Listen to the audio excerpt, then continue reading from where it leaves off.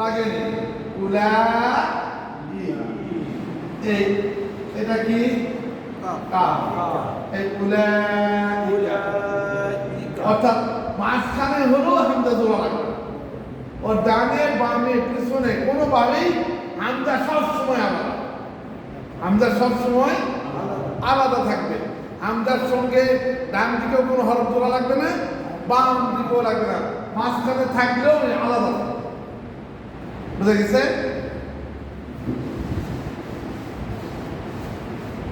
এখন সর্বশেষ হরফ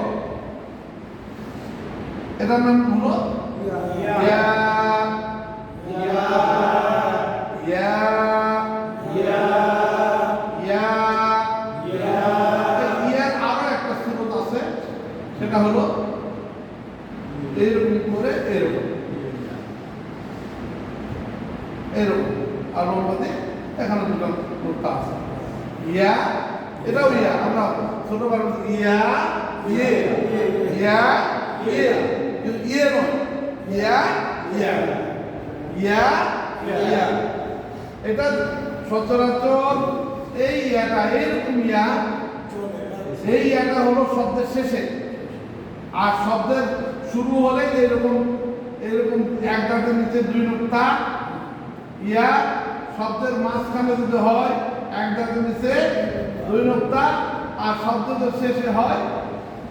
ইয়া এটাও ইয়া এটাও ইয়া এটাও ইয়া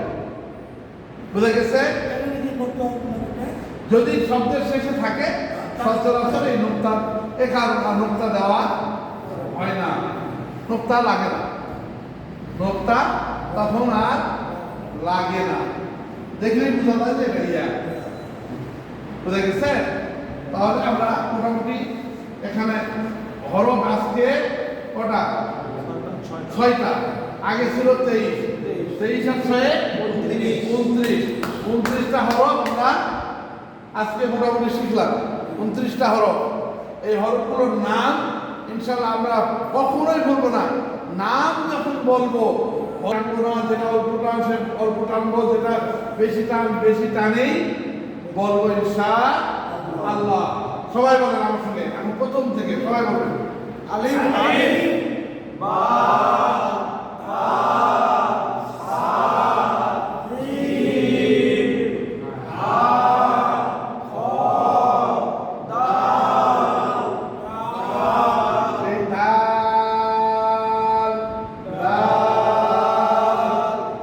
মানে আরো লম্বা করবেন এবার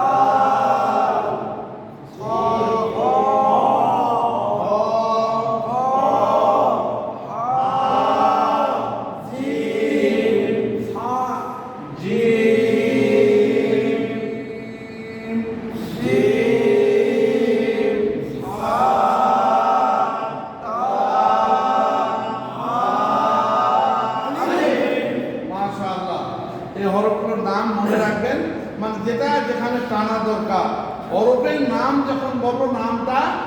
সহিষ্ণুভাবে বলবো, পরে মানে এটা যখন